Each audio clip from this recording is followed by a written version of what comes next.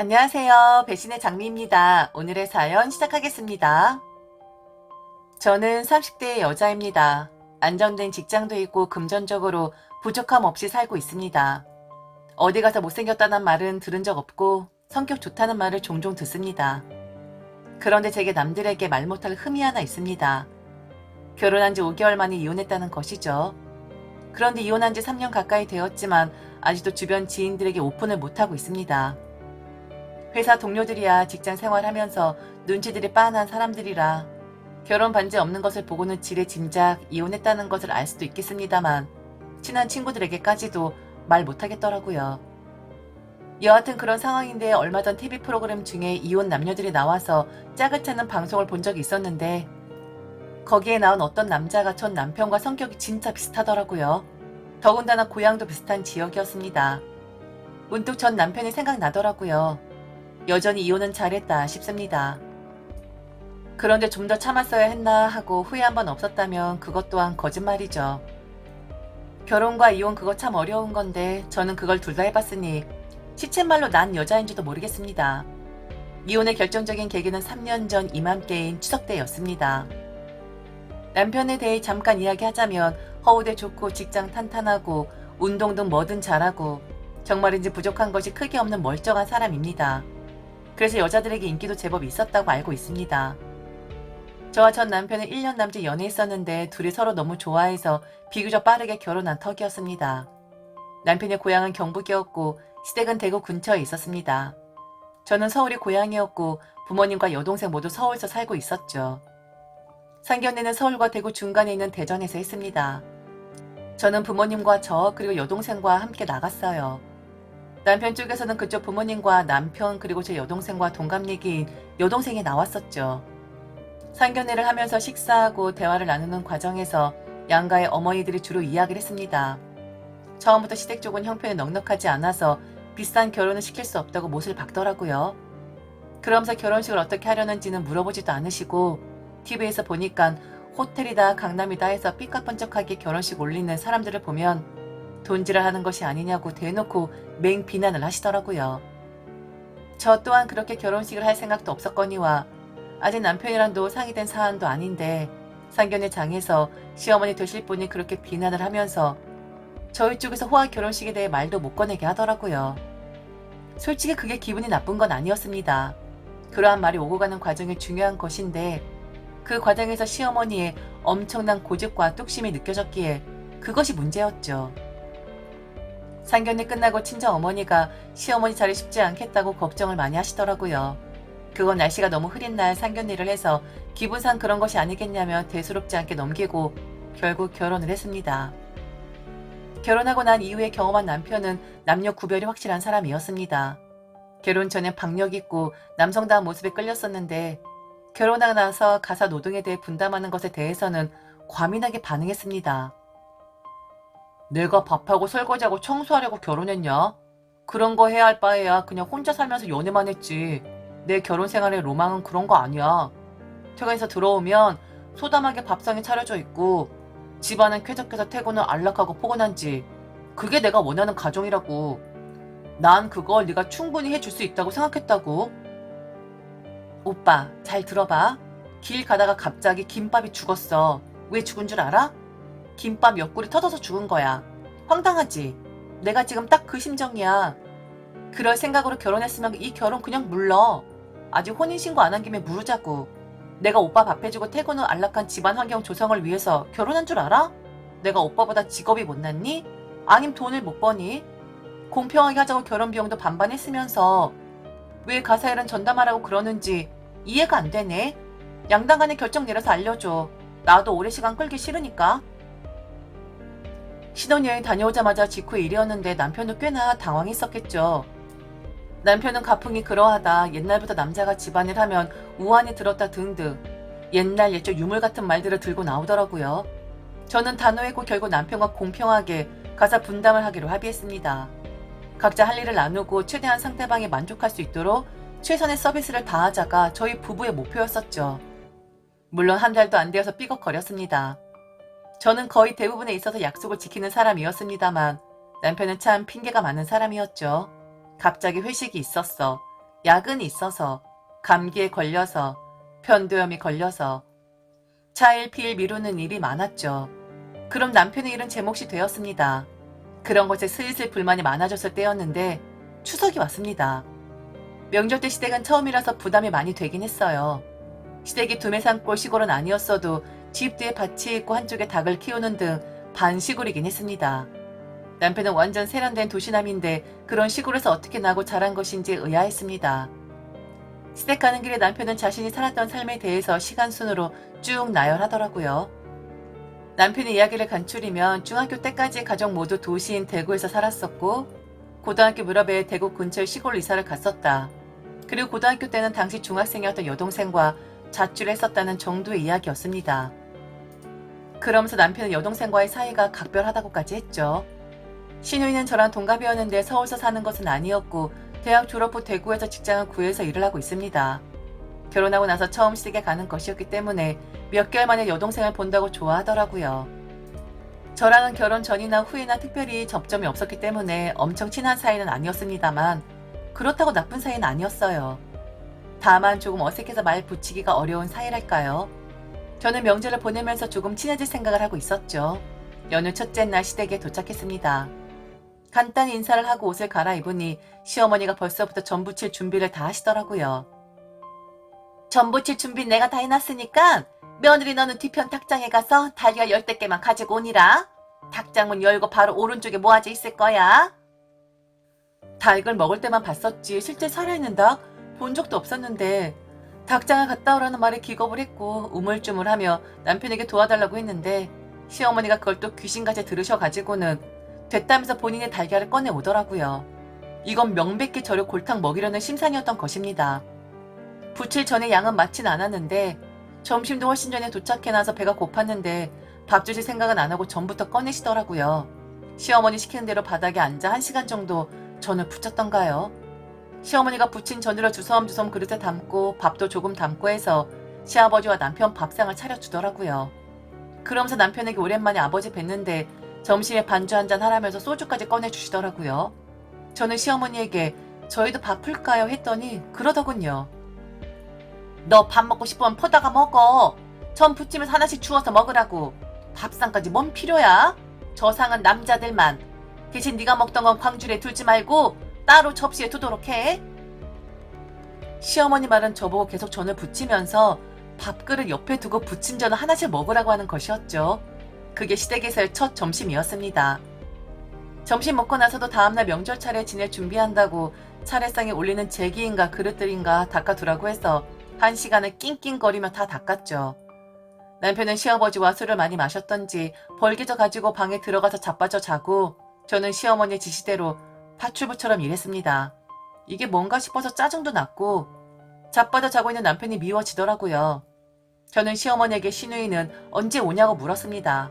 신우이도 얼른 와서 일을 도왔으면 좋겠다고 웃으면서 말했는데 시어머니가 그러더라고요.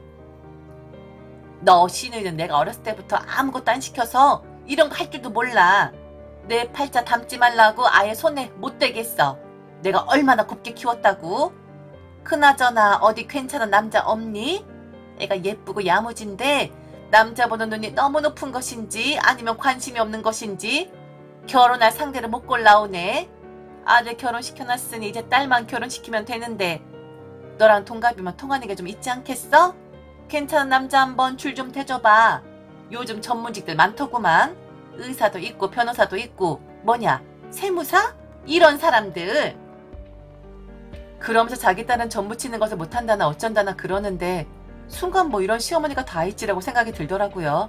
그럼 시댁 와서 전 부치는 저는 뭐가 되나요? 저도 약간 뾰루퉁하게 대꾸했습니다. 아가씨가 무슨 일 한다고 그랬죠? 작은 회사에서 이벤트 기획한다고 하지 않았나요? 그 스펙으로는 결혼정보업체에 돈 싸들고 가도 의사나 변호사, 회계사 이런 사람들 연결 안 해줄걸요?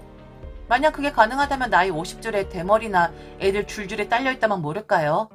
그러니까 제 말은요 어머니 멀리서 찾지 말고 가까운 동종업계에서 찾아야 한다는 거예요. 왜 없는 돈 굳이 써가면서 서울서 소개팅할 필요가 있나요? 시어머니가 눈치가 얼마나 빠른데 제 속뜻을 모를 수 없죠. 그거 일 좀 시켰다고 말대꾸 한다고 한 소리 하시더라고요. 그렇게 명절 첫날 시어머니와 신경전을 벌이고 씩씩 때문에 남편이 자고 있는 방으로 가서 남편을 흔들어 깨웠죠. 그리고 이게 뭐 하는 거냐. 명절 때 와이프는 일 시키고 너만 터진 입이라고 안주에다 받치고 술 퍼먹냐고 한 소리 했습니다. 남편이 한다는 소리가 분노를 일으키더라고요. 명절 때 원래 여자들이 일하는 거야. 다른 집들 다 봐봐. 여자들이 일하고 남자들은 술 마시지. 원래 그런 거라고. 대신에 남자들은 명절 아침에 차례 지내고 산소 올라가잖아. 나는 내일 아버지랑 산소 찾아가서 거기서 또 차례 지내야 한다고. 산소 왔다 갔다 하는 게 얼마나 피곤한 줄이나 알아? 그리고 그깟 전주만는 게 뭐가 그렇게 유세라고. 자는 사람을 깨워. 적당히 좀 해라. 자기 홈그라운드에 왔다고 큰소리 치더라고요. 남편이 들으라는 듯이 큰소리로 말하니 방 밖에서 귀를 쫑긋 세우고 있던 시어머니가 당연히 한 소리 하셨고요. 며느리, 너도 이 집 귀신 되려고 했으면 우선순위라는 게 있어. 네 시아버지 그리고 네 남편 그런 순으로 받들어야 한다. 여자가 남자 이겨먹으려고 들면 좋은 꼴 안 나.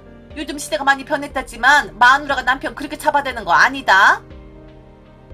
아무 대꾸도 하지 않고 남편을 노려보기만 했었네요.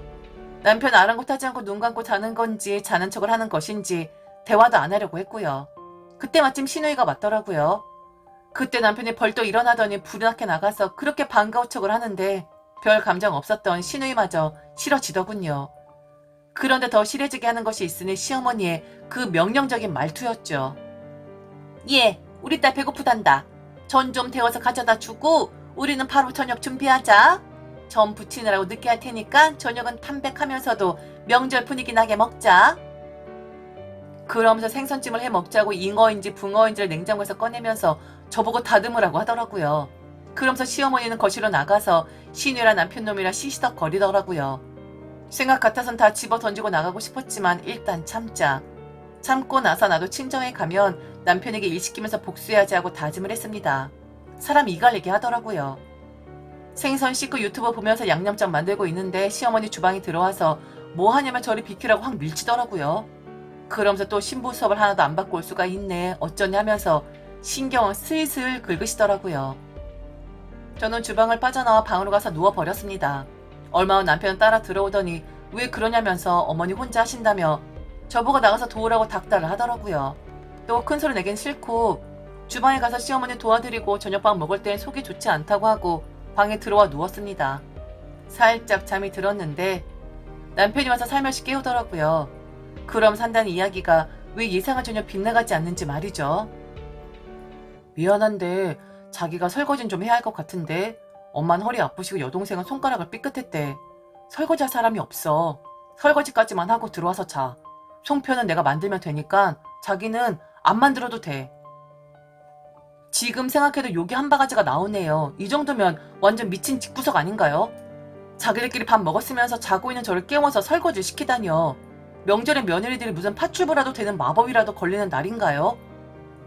설거지까지 하는 거 너무 자존심 상하고 짜증이 나서 남편 보고 미친놈이라고 욕 한 바가지 해주고 입을 뒤집어 쓰고 누워버렸습니다. 어쩔 수 없이 남편은 나갔고 시어머니 남편에게 채신머리 없다면서 저 들으라는 듯이 야단을 하더라고요. 이 모질이야? 겨우 마누라 치마폭에 쌓여서 벌벌거리냐? 왜? 더 일 시키면 못 살겠다디?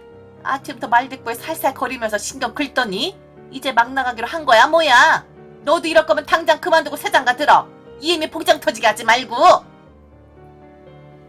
바깥에서 남편과 신우이가 남편을 말리는 소리를 들었고 저는 괜시리 눈물이 나더라고요. 서러워서요. 그냥 눈물 질질 흘리다가 옷도 못 갈아입고 잠이 들었었네요. 다음날 아침 꼭두 새벽부터 방문 두드리며 시어머니가 불러내더라고요. 시어머니는 한마디 말도 없이 차례상에 올리는 국을 끓였고 저보고는 상을 차리라고 했어요. 저는 제게다가 전이며 과일이며 하나씩 놓기 시작했고 상이 거의 다 차려질 무렵에 식구들이 하나 둘씩 일어났습니다. 그렇게 불편한 마음으로 차례를 지내고 차례상에서 음식 빼다가 식사상으로 옮겨서 아침을 먹으려는데 시어머니가 작은 소반을 가리키며 여기에 앉아서 밥 먹으라는 신용을 하는 것입니다. 밥상엔 시아버지와 남편 그리고 시누이까지 가서 앉아있는데 말이죠.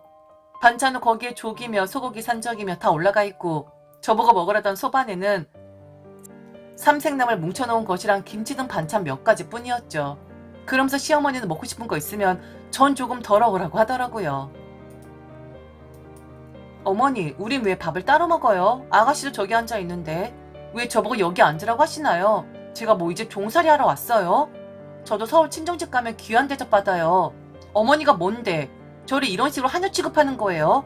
제가 오빠보다 못난 게 뭐가 있다고요? 이런 거 우리 집 부모님이 보면 뭐라고 하실 것 같아요? 아니 얘가 아침 대바람부터 미쳤나? 왜 담장 밖에 여자 목소리가 넘어가? 저기 상이 좁으니까 뭐더라 비좁게 먹어. 여기서 나랑 둘이서 먹으면 되지. 반찬이 없니 뭐가 부실하니? 그냥 상이 크고 작을 뿐이잖아. 요즘 며느리들 예의가 없다 하는 이야기 들었어도 설마 우리 집 며느리가 그럴 줄은 몰랐다? 이게 가풍이고 예의야. 정신 똑바로 차려. 이게 우리 집이라고. 시어머니도 흥분을 제대로 했더라고요. 남편은 저를 말리고 시아버지는 숟가락 탁 놓고 밖으로 나가시고 시누이는 팔짱 끼고 절 보고 쯧쯧거렸죠. 그 길로 저는 더 이상 시댁에 있을 수 없었고 짐을 챙겨 나와가지고 바로 택시를 잡아타고 서울 친정집으로 갔습니다. 거의 40만 원 돈 들여서 말이죠. 제 이야기를 들은 부모님은 뭐 그런 막대 먹은 것들이 다 있냐고 난리도 아니었어요. 남편에게 전화해서 야단치는 것은 물론이고 바로 이혼하라고 했죠. 그런데 남편은 친정아버지의 그 말이 듣기 싫었던가 봅니다. 당사자끼리 해결한다면서 지켜봐 달라고 하며 저를 바꿔달라고 했다네요. 아버지는 다시는 전화하지 말라고 끊으셨고 그날로 저와 남편의 인연은 끝이 나겠구나 생각이 들었죠. 택시 타고 올라오면서 제가 너무 욱한 것은 아니었을까 하고 내심 조금의 후회가 남아 있었는데 다 부질없는 생각이 고민이었다는 생각이 들더라고요.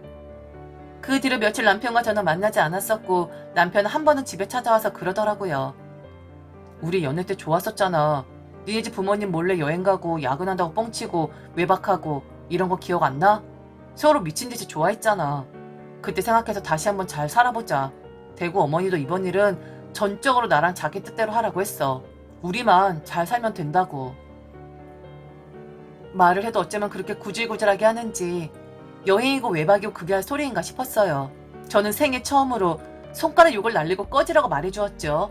워낙 짧은 기간 결혼 생활이었기에 나눌 것도 주고받을 것도 많지 않았습니다. 그나마 다행이더라고요. 오래 같이 살지 않아서 말이죠. 더 살았었다간 아마 화병에 일찍 이 세상 하직했을지도 모르겠습니다. 또라이는 자기가 또라이인 줄 모른다고 하더라고요. 전 남편과 그 식구들이 딱 그 짝이었죠. 에라 이 또라이들아, 니들이랑 똑같은 또라이 집안이나 만나라. 지금까지 들어줘서 진심으로 감사합니다. 이상 배신의 장미였습니다.